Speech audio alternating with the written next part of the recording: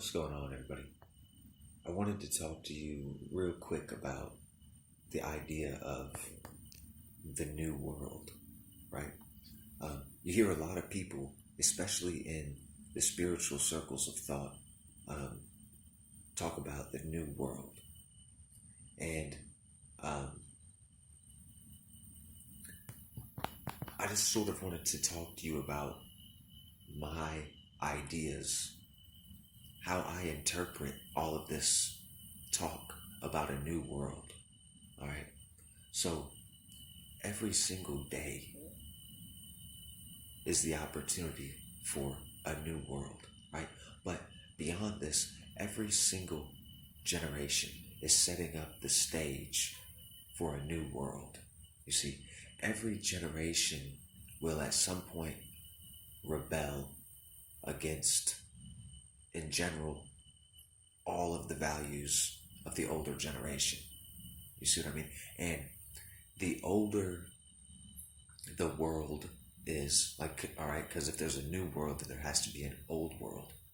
Um, the older the world is, for example, like the older the individual is, literally, the harder it is for them to accept the direction in which the world is moving.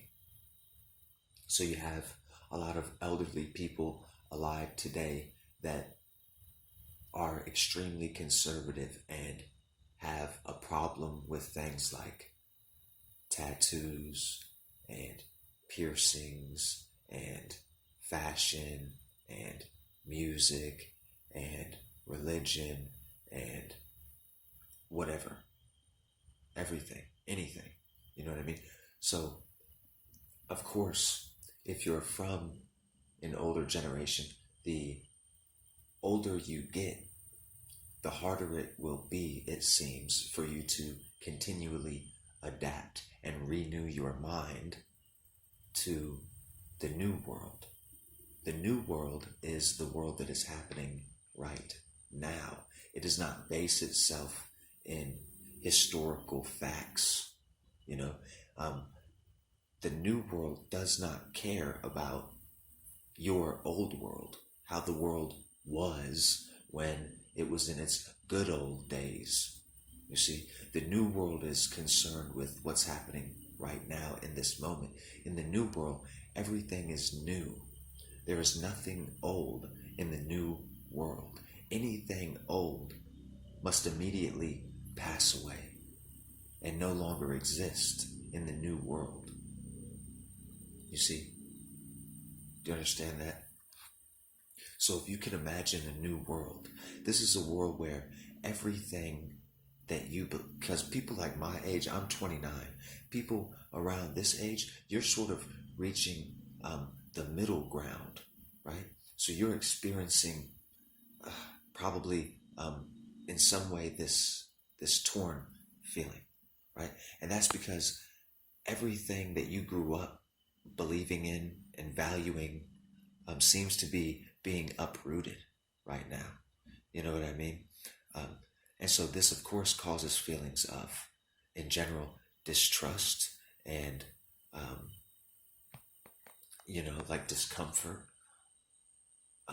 In general, it can be a hard transition right here. And it can be hard to sort of keep up, I guess, right?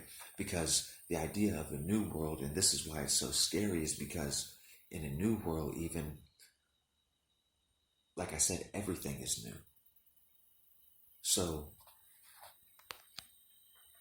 if you think of God as being, in general, this hierarchy of the individual's beliefs or values, or the beliefs and values of the collective as God, this hierarchy here would be represented by the idea of God, then this too will change. The one that you're used to, the God that you're used to, the God that you grew up with, the God that the older generation passed on to you, is transforming and being uprooted in front of your very eyes, right? So, like I said, the more I don't know how, I really don't know how to put it. The more, I guess the older you get, the harder it is to let go, basically, and move forward. There's this saying, okay? They say that God never changes. This is what I'm going to leave you with. They say that God never changes. And this might be true, okay? This might be true um, that God never changes. Think about it like the sun. But the sun isn't necessarily a perfect analogy, because I'm sure that the sun has gone through some sort of change throughout its existence, right? It's evolved. But how long has the sun been there and been doing what it's doing? You know, I don't know for sure, but I'm saying it's a long time, at least as long as the earth has been around, right? So a long time that the sun has been there continuously, never changing in what it does. And you can think of God as the same way, but the way that humans view the sun and interpret the actions of the sun is very different as time progresses, as humans evolve. You see, so the sun never changes, but the way human beings understand the sun changes. So in the same way, it could be possible that God never changes, but the way that human beings interact with God, or the way that human beings understand their relationship to God, will change, does change, has changed over the times. And many people, especially Christians, fret themselves over this idea of being left behind.